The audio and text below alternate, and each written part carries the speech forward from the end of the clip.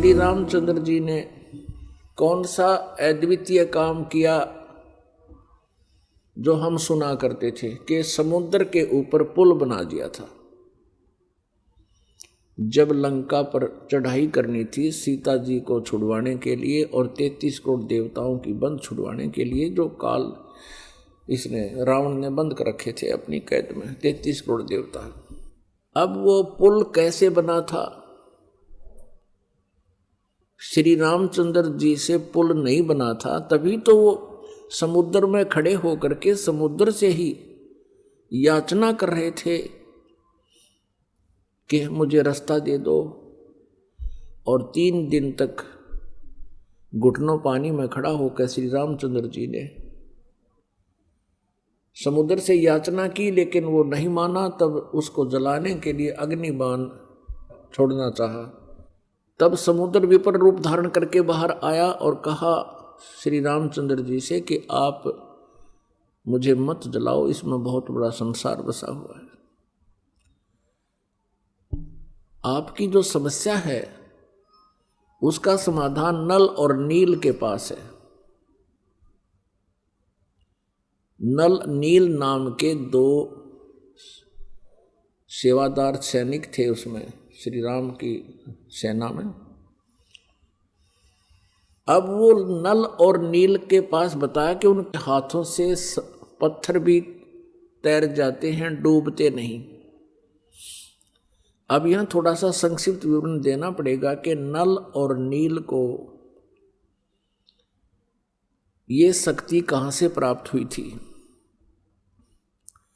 नल और नील ये दोनों आपस में मुसेरे भाई थे, यानी मौसी के बेटे थे।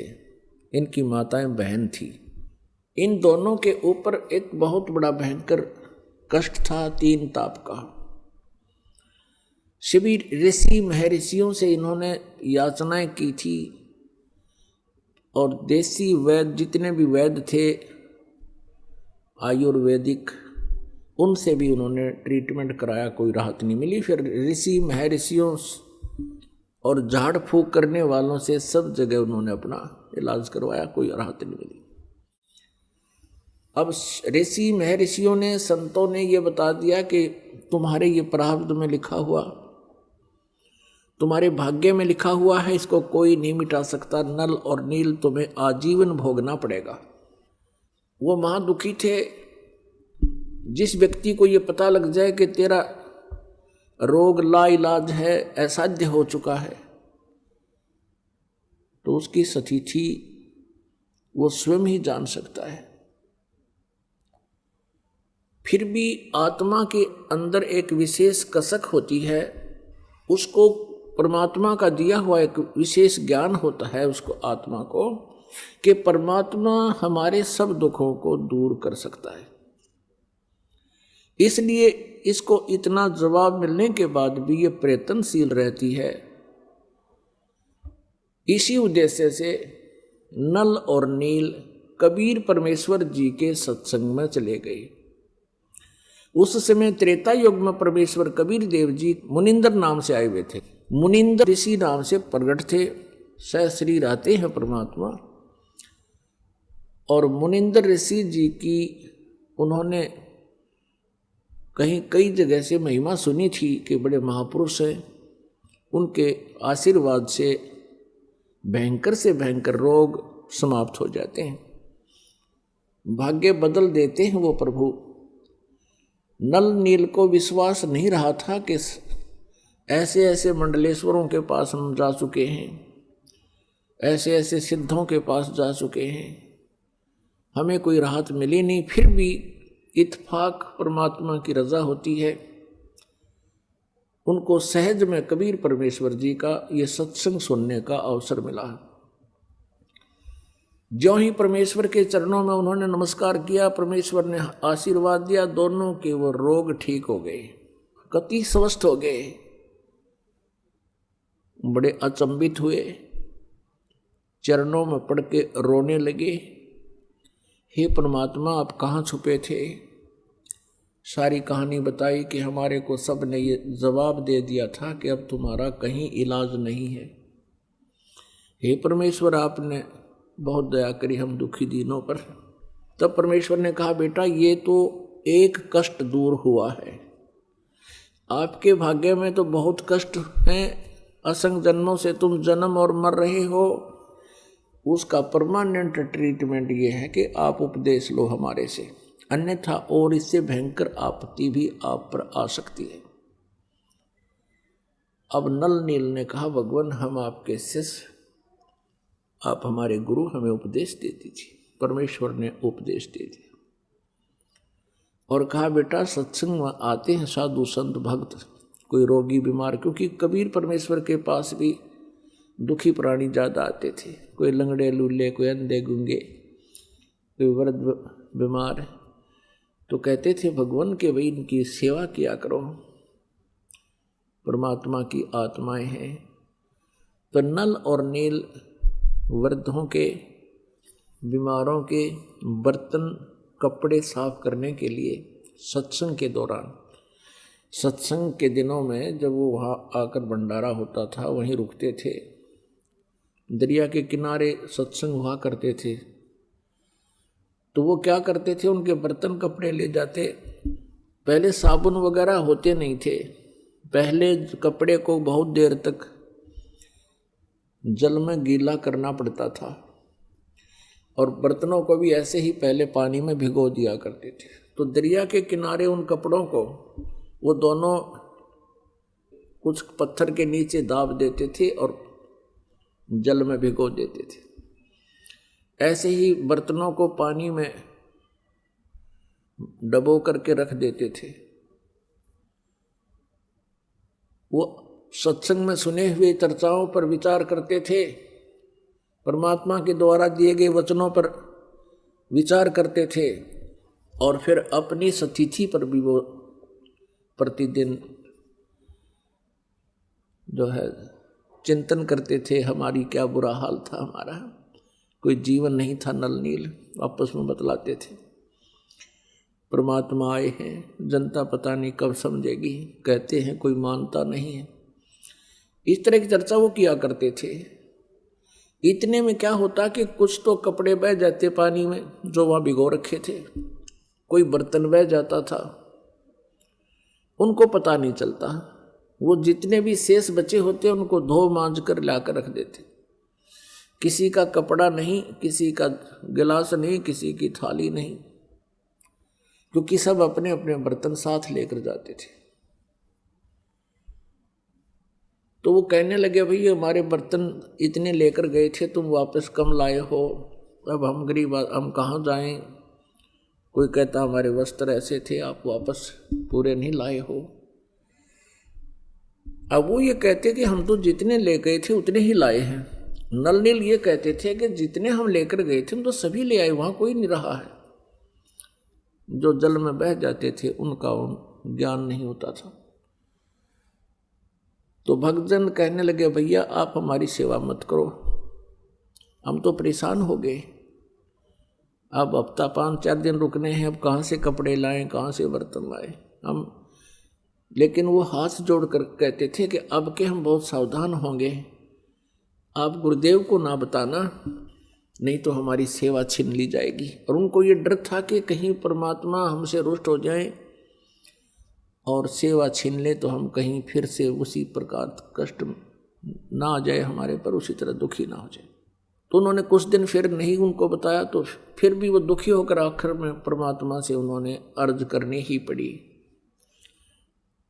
परमेश्वर मुनिंदर जी के सामने कहा कि गुरुवर, ये नल नील की इरादा तो है अच्छा कि ये सेवा करें, लेकिन भगवान ये हमारे वस्त्र ले जाते हैं। वहाँ देखने वालों ने बताया कि ये वहाँ बैठ कर के परमात्मा की चर्चा करने लग जाते हैं, कपड़े और बर्तन दरिया में बह जाते हैं।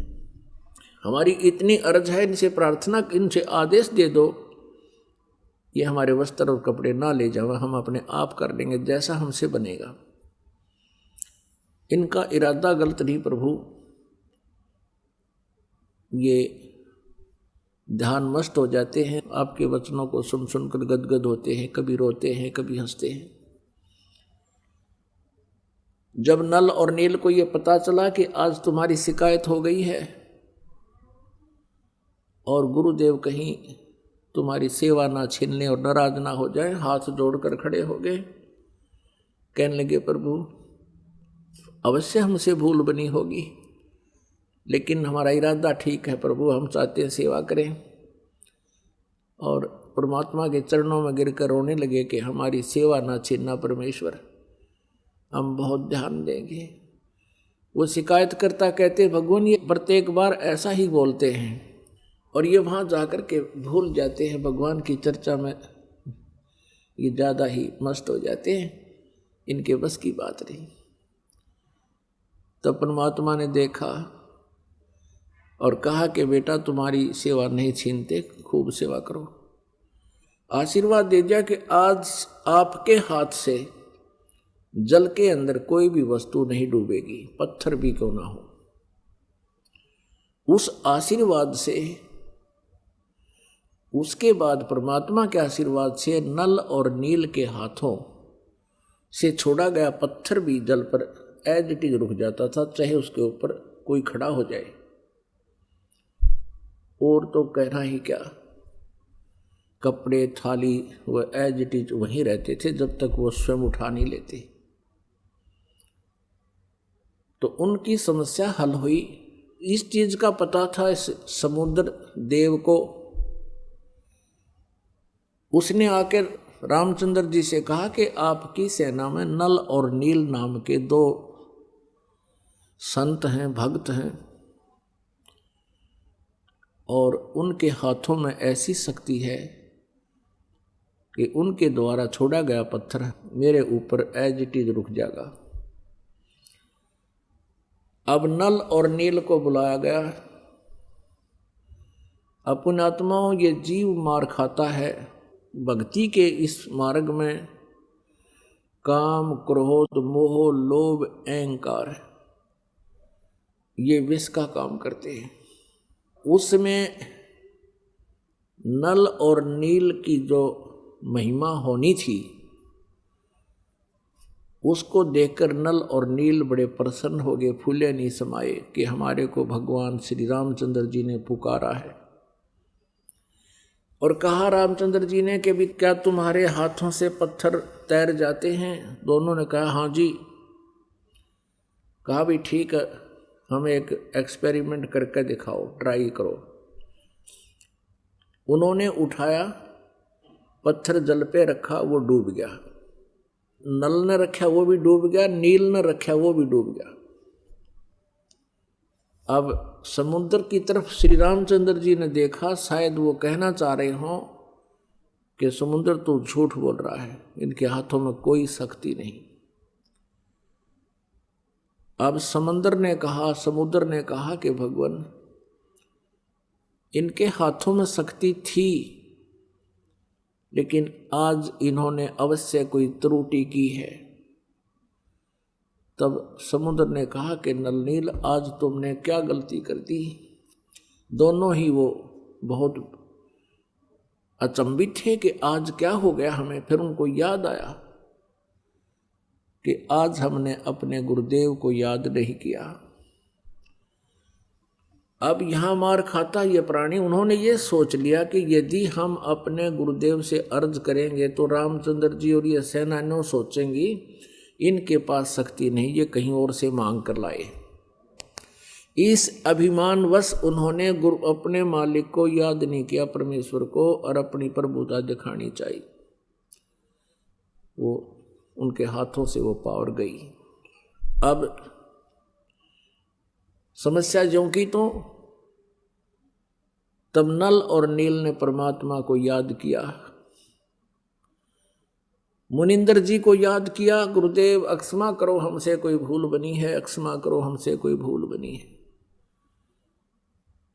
और श्री रामचंद्र जी पर तो दुख का पहाड़ टूटा हुआ था, उसने भी अर्ज की परम पिता से, परमेश्वर से। हम सभी आत्माएं उसी परमेश्वर की हैं। और पुण्यात्माओं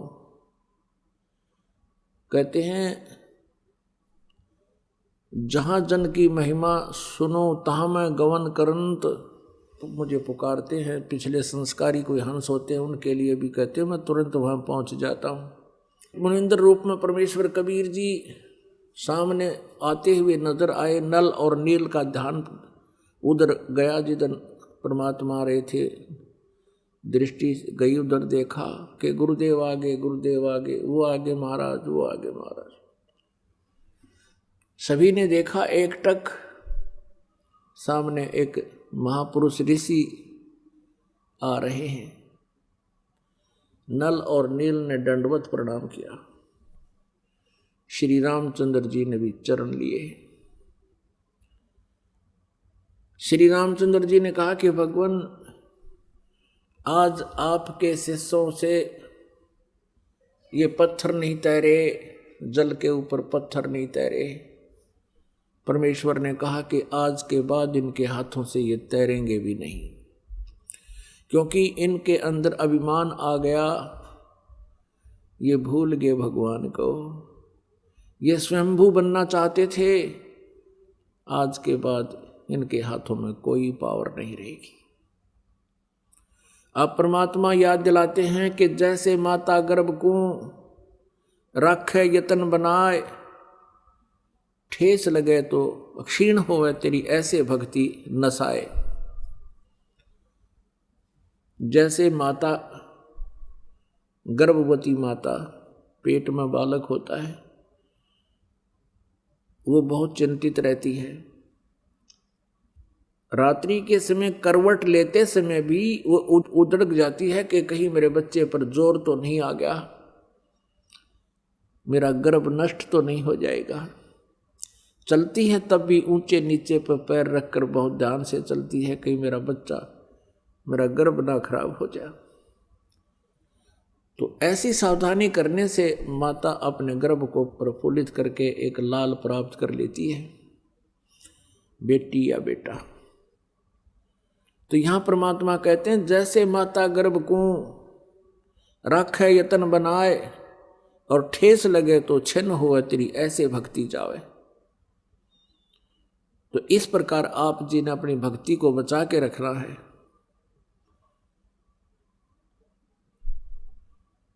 काम, क्रोध, मोह, लोभ, अहंकार ये इसके शत्रु हैं। परमात्मा की मर्यादा से हट जाना तो भी हम भक्ति नष्ट कर देते हैं।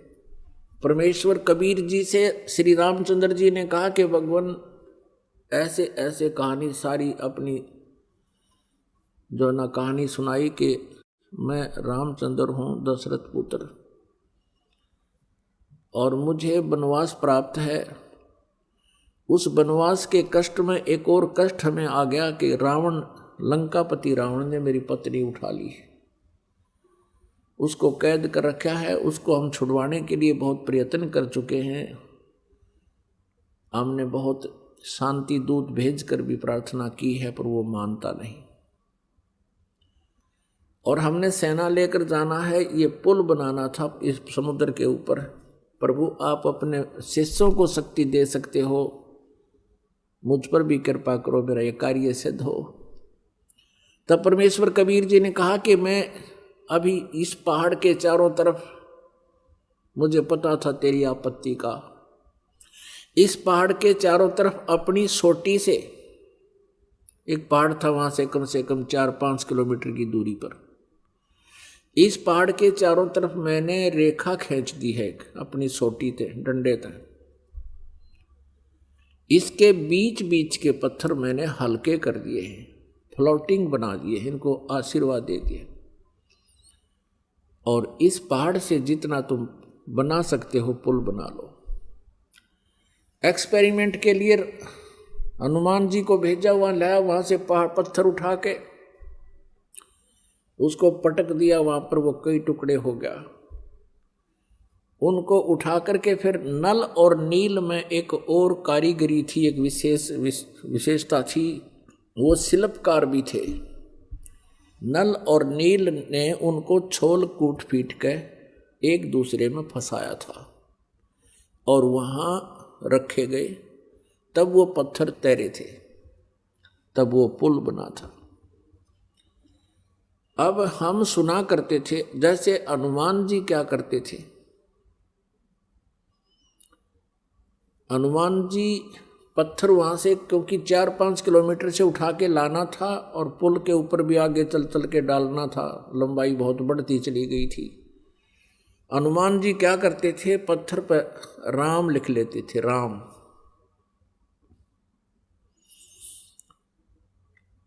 और स्वयं भी अपना मंत्र जाप करते हुए चल पड़ते थे। अपने आत्माओं, हनुमान जी श्री रामचंद्र जी को एज ए राम नहीं पूजा करते थे, क्योंकि जिस समय सुग्रीव को हनुमान जी मिले थे, उस समय वो पहले ही राम राम जप रहा था। तो वो उनका एक नित्य नियम था। कबीर साहब कहते हैं, आप राम कहे ओरा राम कवावे, और जिस मुख राम ना उचरे ता मुख फेर कवावे। जैसे हम बोलते हैं सत साहिब, तो सामने वाला भी कहेगा सत साहिब। सत साहिब का अर्थ होता है अविनाशी परमात्मा। राम कहो साहिब कहो। अब पहले राम राम बोलते थे तो सामने वाला भी राम राम बोलता था। जैसे कोई कहता था चाचा राम राम, तो वो 2-3-4 बार बोल जाता राम राम राम राम राम राम भाई राम राम। तो ऐसे इस उद्देश्य से हनुमान जी लिख लेते थे राम, और जो भी वो मंत्र जाप करते थे, सामने वाला भी कोई पढ़ता वो भी समझ जाता कि राम शब्द लिखा है, राम का अर्थ है राम राम। यानी अपने मंत्र को जाप करते रहो, भगवान को याद रखो, वो लिखने का उद्देश्य ये था। और कोई यूँ कहे कि हनुमान ने श्री राम नाम लिख दिया इसलिए पत्थर तिर गए, हनुमान जी वहीं थे, श्री राम वहीं थे।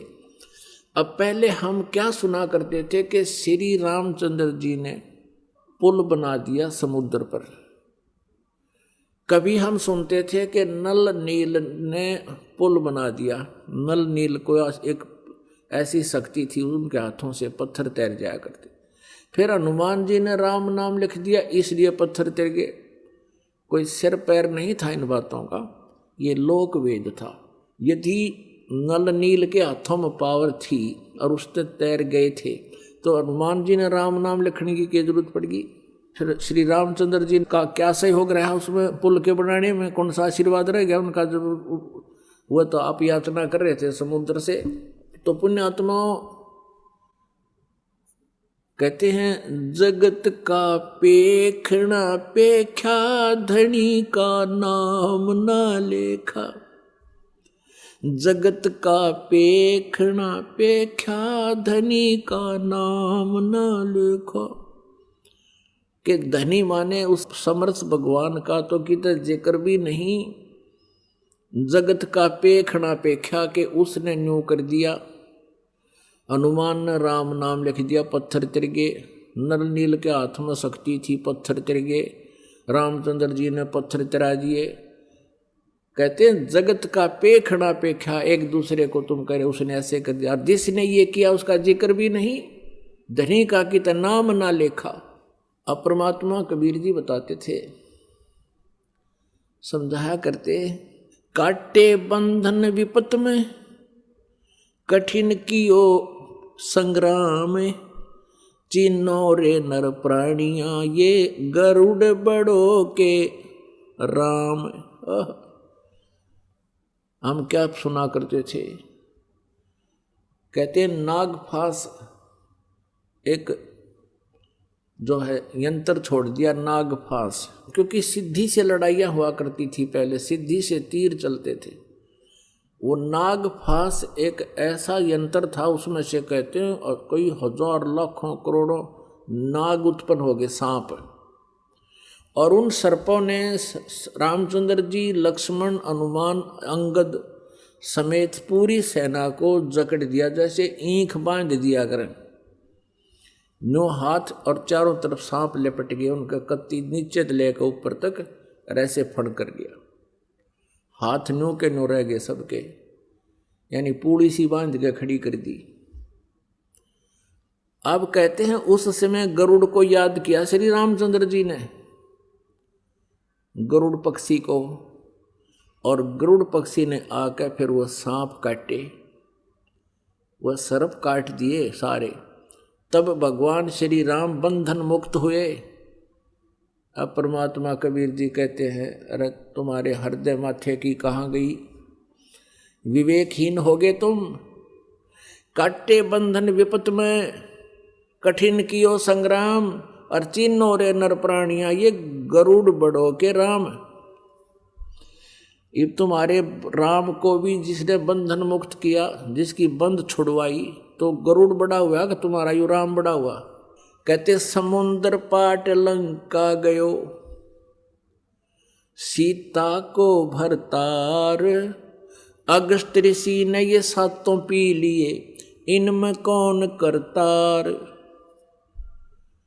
तुम एक बात से ये मानते हो कि भगवान श्री रामचंद्र जी ने समुद्र पर पुल बना दिया अपनी शक्ति से, तुम्हारी बात बड़ी कर लेते हैं। यदि आप इसी आधार से इनको समृद्ध शक्ति मानते हो कि समुद्र के ऊपर से पुल बना लिया, अरे समुद्र को, सातों समुद्रों को अगस्त ऋषि ने पी लिया था एक के घूंट में, और जो श्री रामचंद्र जी के लिए पहाड़ हो रहा था उसको समुद्र पुल बनाने मुश्किल हो रही थी उसको, तो इनमें कौन करतार। अगस्त ऋषि शक्तिशाली हुआ, श्री रामचंद्र हुआ जिसने सातों समुद्र पी लिए, अगस्त ऋषि ने। फिर तुम श्री कृष्ण जी को भगवान मानते हो, उनमें से एक ये भी आधार पॉइंट बनाते हो कि भगवान श्री कृष्ण जी ने गिरिराज पर्वत को उठा लिया था, गोवर्धन पर्वत को उठा लिया था। अब परमात्मा कहते हैं गोवर्धन श्री कृष्ण धार्यो, द्रोणोगिरी हनुमंत, शेष नाग सब सृष्टि उठारा, इनमें कौन भगवंत। हनुमान जी ने तो द्रोणागिरी पर्वत पहाड़ उठाया, श्री कृष्ण जी ने गोवर्धन उठा लिया। और तुम लोकवेद सुनाते हो, तुम्हारी पौराणिक कथाएं हैं पौराणिक के शेष नाग ने सारी सृष्टि, सारे ब्रह्मांडों को अपने सिर पर धर रखा, वो अपने फन पर रखे हुए हैं। फिर तुम उस शेष नाग बड़ा हुआ, तुम्हारा श्री कृष्ण बड़ा हुआ, जिस पृथ्वी के ऊपर एक छोटे से टुकड़े को श्री कृष्ण ने उठाया और इस पृथ्वी समेत उठा रहा शेष नाग, तो कौन भगवान हुआ।